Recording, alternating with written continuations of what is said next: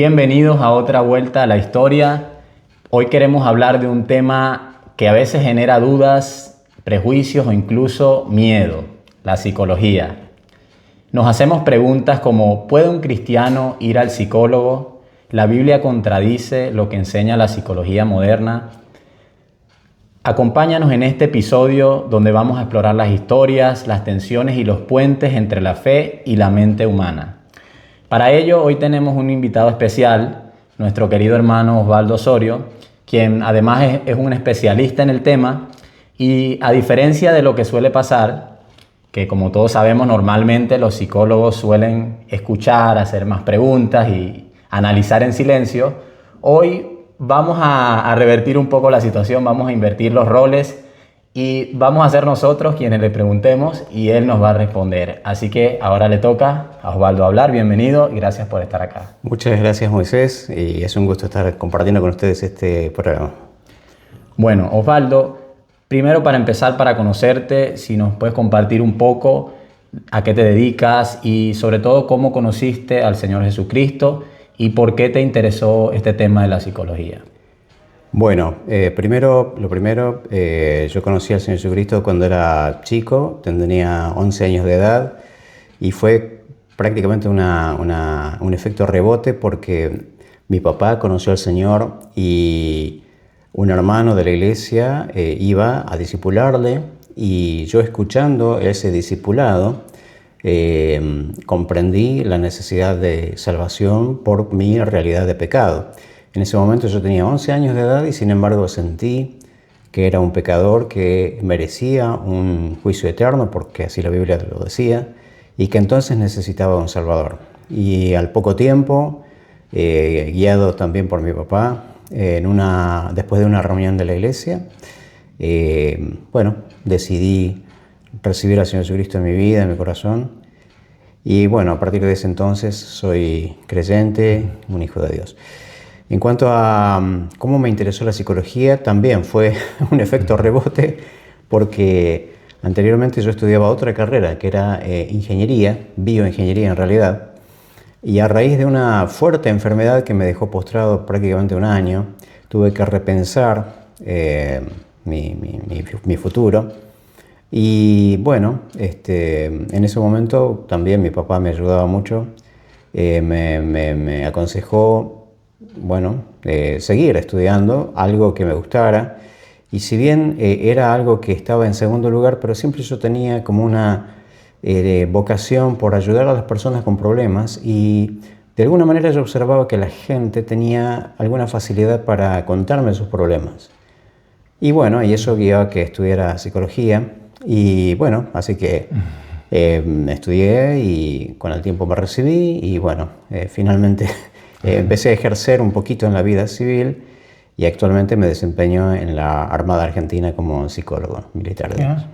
Qué interesante. Sí, sí. Como militar. Tengo grado militar y ejerzo funciones militares, pero fundamentalmente funciones de psicólogo también. Qué bueno. Y sobre todo es interesante ver cómo, porque muchas personas piensan que la psicología y la fe parecieran ser dos mundos separados y cómo vos por vocación no pudiste tener esa experiencia. Ahora, Osvaldo, viendo un poco en la antigüedad, vemos que filósofos como Platón, Aristóteles ya reflexionaban sobre la mente humana, sobre el alma. También hay uno conocido como el padre de la psicología, y también Freud, ¿no? Que tenía una visión particular de la fe. Ahora, ¿cómo ha cambiado, viendo todos esos personajes importantes en la psicología, cómo ha cambiado la forma de entender al ser humano desde aquellos tiempos hasta el día de hoy? Bueno, qué interesante la pregunta. Mira, pues yo podría decirte de que cambió y no cambió al mismo tiempo. Porque bien señalas vos a los padres de la filosofía, que son prácticamente los que inspiraron la cultura occidental en la cual hemos nacido todos, que son los tres grandes de la filosofía: Sócrates, Platón y Aristóteles. Y cada uno de ellos, con sus propuestas, sin embargo, persisten hasta el día de hoy en los efectos, no solamente en la psicología, sino en la concepción del ser humano. Por ejemplo, Sócrates, por el método que se llama la mayéutica, Él enseñaba de que la verdad residía en la persona, en el sujeto, y simplemente había que sacarla del sujeto. Su gran aporte, su gran frase fue: solo sé que no sé nada, ¿no? Wow. Y efectivamente, quien sabe de sí mismo realmente es el sujeto. La psicología moderna lo que hace es seguir esa metodología y extrae del sujeto lo que él sabe de sí mismo. Platón, por su parte, pensaba que había dos mundos: el mundo de las ideas y el mundo de lo real, lo concreto. Él decía que el verdadero mundo, sin embargo, era el ideal, el de las ideas. Y eso lo tradujo a todos los planos. Y en lo que significa el hombre, en el plano antropológico, él pensaba en el cuerpo y el alma, la psiche.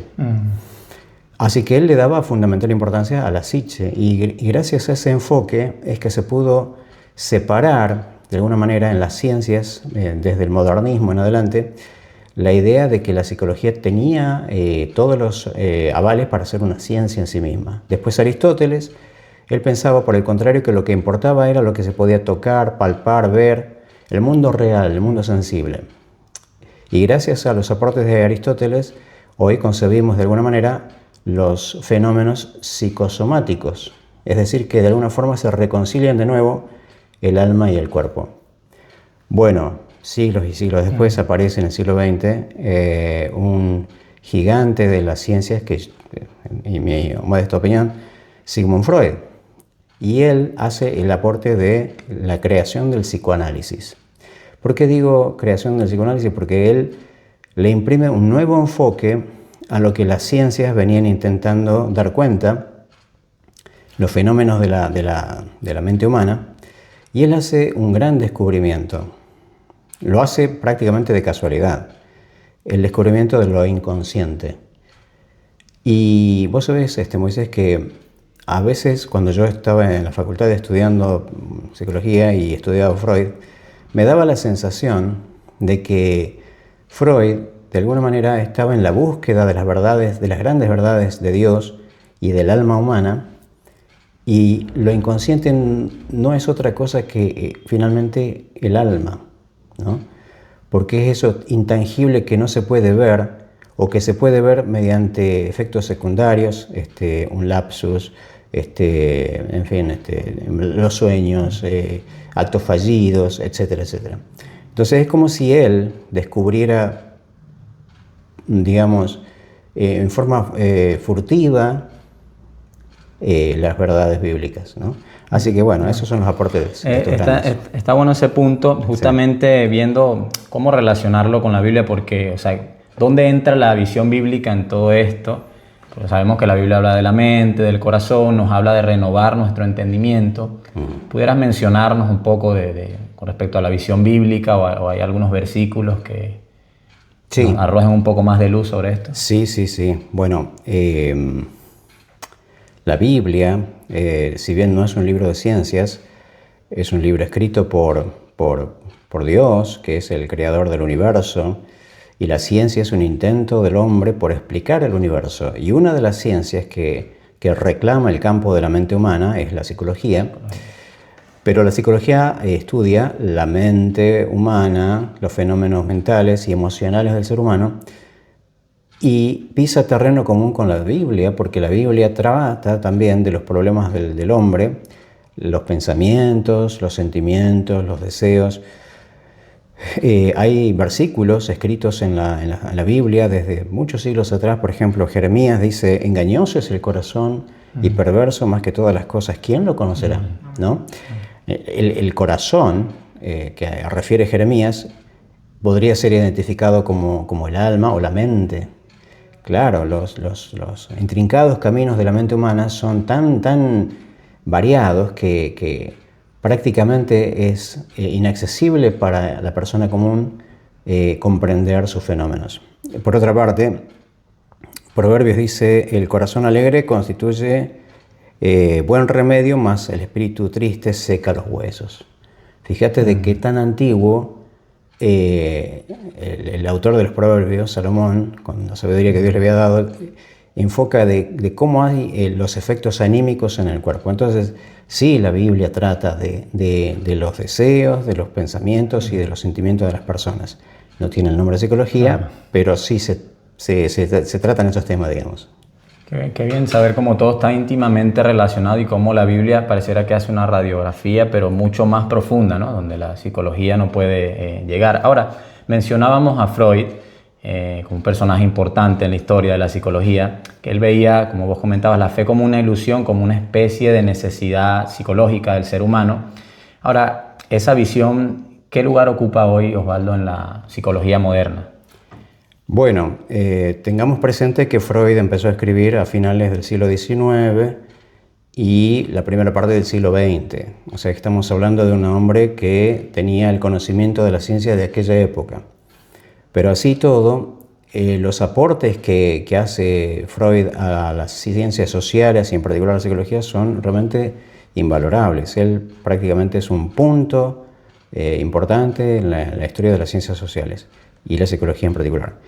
Ahora, Freud, en el libro Psicología de las masas y análisis del yo, él plantea la fe como una ilusión, como bien vos decís, en términos de que el individuo en una masa, en una población, transfiere su credulidad sobre el líder y deposita su fe en el líder. Entonces la fe deja de ser una fe espiritual y se convierte en un fenómeno psicológico. En otro de sus libros, Tótem y Tabú, él es más osado todavía y plantea la fe como un efecto de la culpa primigenia en el hombre y la religión como el resultado de una neurosis colectiva. Pero antes de que uno pueda emitir un juicio despectivo sobre Freud, uno tiene que entender de que él simplemente estaba traspolando fenómenos individuales, de la psicología individual, a fenómenos grupales y sociales inclusive. En esa traspolación, evidentemente puede haber quedado fuera de lo que uno consideraría normalmente aceptable, pero hay que entenderlo no con ojos comunes, sino desde una perspectiva más bien, yo creo que académica, ¿no? Como para entenderlo, en fin.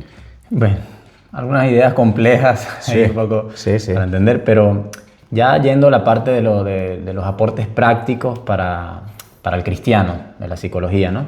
Desde tu experiencia profesional, Osvaldo, ¿qué aportes prácticos crees que puede ofrecer la psicología a día de hoy para los cristianos? Bueno, entendiendo que la psicología es una ciencia, vale la pregunta para cualquier ciencia. ¿Qué aporte práctico haría cualquier ciencia a un cristiano? En el caso particular de la psicología, como es una ciencia polifacética, en el campo de la salud, por ejemplo, puede ofrecer, bueno, tratamiento a los problemas de salud mental de los cristianos. En el campo de la educación, herramientas de la pedagogía para los procesos de enseñanza-aprendizaje que se aplican, por ejemplo, en las escuelas dominicales. En el campo, no sé, organizacional, para entender qué está pasando con determinados grupos. Esos son los efectos que, si uno entiende y parte de la base de que la psicología es una ciencia, puede aprovechar. Puede aprovecharse, muy bueno. Muy bueno, porque a veces escuchamos algunas frases como que si tenés fe no necesitas ir al psicólogo, cosas por el estilo. ¿Y qué dirías a alguien que piensa de esa manera, ¿no? Que falta de fe ir al psicólogo? Sí, te tengo que confesar que no es infrecuente y lo escuché, sí, algunas veces. Yo haría la pregunta de ir al médico, ¿es falta de fe? Claro. ¿No? Tenemos que entender que la psicología es una ciencia y los profesionales psicólogos trabajan con el método científico sobre un área determinada de la persona. Si una persona tiene problemas orgánicos, somáticos, concurrirá al especialista, un médico, un neumonólogo, un flebólogo, etc. Pero si tiene problemas emocionales, bien haría en concurrir a un psicólogo para el análisis de los procesos mentales que dan por resultado una disfunción emocional. Ahora, dice la Biblia que el ser humano es mente, cuerpo, cuerpo, alma y espíritu, que se parece a las divisiones que hace la psicología, mente, cuerpo y deseo. Así que no hay invasión, creo que, de un campo con el otro. A lo menos en primera instancia. Ok, ¿y qué diferencias, porque a veces he escuchado sobre la consejería bíblica con respecto a la psicología o contrastado con la psicología? ¿Te ha tocado aconsejar a algún hermano, a alguna pareja? ¿Qué diferencia puedes ver entre eso a como en tu profesión, en tu trabajo, la parte Claro. psicológica, pues? Bueno, la consejería se relaciona mucho con una actividad laboral pseudopsicológica que hay hoy en día en vigencia, que se llama el coaching, o el counseling también, los counselors, que son los consejeros, ¿no? Bueno, la diferencia es que en la consejería efectivamente se presta escucha, igual que en la terapia, pero el consejero se limita a brindar algún tipo de nueva perspectiva que le sirva a la persona para ampliar un poco el campo de análisis. En la terapia, en cambio, se hacen intervenciones, análisis e intervenciones sobre lo que aporta la persona, de tal manera que la psiquis de la persona queda intervenida, analizada e intervenida. Y eso supone que da por resultado que la persona efectivamente realice una terapia. Terapia significa trabajo. Es como un mecánico que abre un motor y empieza a trabajar en ese motor. Obviamente sale un poco sucio, pero arregla finalmente el motor. Claro, pero el fin es que arregle el motor. Qué bueno, ¿no? Qué interesante ver esa perspectiva y bueno, ir saliendo un poco de esos errores comunes, como mencionaba, que a veces tendemos a hablar en las iglesias, ¿no? Con respecto a la psicología. Ahora, hablamos mucho de las emociones, cuando nos toca hablar de psicología, del dolor, de cómo la mente humana busca entender y sanar, pero hay algo que la psicología, por más avanzada que sea, no puede explicar. Y es cómo alguien puede soportar un sufrimiento tal que en lugar de conducirlo al odio, a la venganza, lo lleve más bien a tener un profundo amor, y me refiero a Cristo, a nuestro Señor Jesucristo en la cruz. Osvaldo, desde ese punto de vista de la psicología, ¿cómo entendés eso? La reacción que tuvo Cristo, ¿qué nos enseña de la mente, del alma de Cristo, del sentir de Cristo? Bueno, es una pregunta muy difícil porque sería una invitación prácticamente a analizar el alma y la mente del Señor Jesucristo. Por lo menos en la cruz, cuando estuvo y exclamó esas palabras que me imagino que para los más expertos, humanamente es imposible que soportando tal injusticia, tal sufrimiento, aún oró por los que lo crucificaron. Es cierto, sí, son fenómenos, por lo menos, si un psicólogo tuviera que analizar esos acontecimientos, no serían fácilmente explicables y darían lugar a muchísimas preguntas más que respuestas. No obstante, se pueden observar reacciones humanas, el hecho de que el Señor Jesucristo lloró, de que exclamó, de que manifestó angustia, daba cuenta de que era tan humano como vos y yo, pero con, evidentemente, una psicología insondable, digámoslo así, ¿no? Es impresionante y bueno, si hay algo que creo que la psicología o todos los psicólogos pueden reconocer es que el verdadero amor tiene poder para sanar y bueno, qué mayor amor que el amor que demostró nuestro Señor Jesús en la cruz, que llevó nuestro dolor, nuestra culpa y nos abrió paso, nos abrió camino hacia esa verdadera libertad y sanidad que no es más que la del corazón. Ahora, Osvaldo, ¿hay algún mensaje final que quisieras compartir con la audiencia? Sí. El Señor Jesucristo, como bien vos decías, murió en la cruz para solucionar el gran problema del ser humano, el problema del pecado. Ese es el problema de raíz y de fondo de todo ser humano. Mucho antes, y de una manera un poco mucho más superficial, están los problemas del ser humano, los problemas físicos, los problemas materiales, inclusive los problemas anímicos. Y la psicología haría mal en reclamar más de lo que puede dar. La psicología solamente puede ofrecer el tratamiento de aquellos problemas inherentes a la mente humana y de la conducta y de las emociones, pero sin ningún alcance espiritual. Así que haríamos mal en darle mayor énfasis que el que tiene o menor énfasis que el que tiene. Hay que darle su justo lugar, ni menospreciarla, ni sobrevalorarla. Es una ciencia más como cualquiera de las otras. Qué bueno, y bueno, gracias Osvaldo por acompañarnos en este diálogo tan necesario, tan enriquecedor aún para nosotros como iglesia, como cristianos, ¿no? Y saber el hecho de que Cristo puede transformar completamente tu corazón. Así que si vos estás escuchando, nos estás mirando por las redes, y si este episodio te ha hecho pensar, te ha hecho considerar tu fe y todos estos temas, compartilo con nosotros, deja un comentario, compartilo con alguien más que necesite esa esperanza, ese mensaje que ofrece el Evangelio. Nosotros siempre tratamos, cada vez que hacemos estos programas, de siempre darle la gloria a Dios, siempre llevar al punto central, que es Cristo, que es su gloria, que es el mensaje del Evangelio, y solamente en Él, ¿no?, tenemos esa esperanza. Así que una vez más, gracias Osvaldo por acompañarnos, y bueno, nos veremos en el próximo episodio. Bendiciones. Muchas gracias.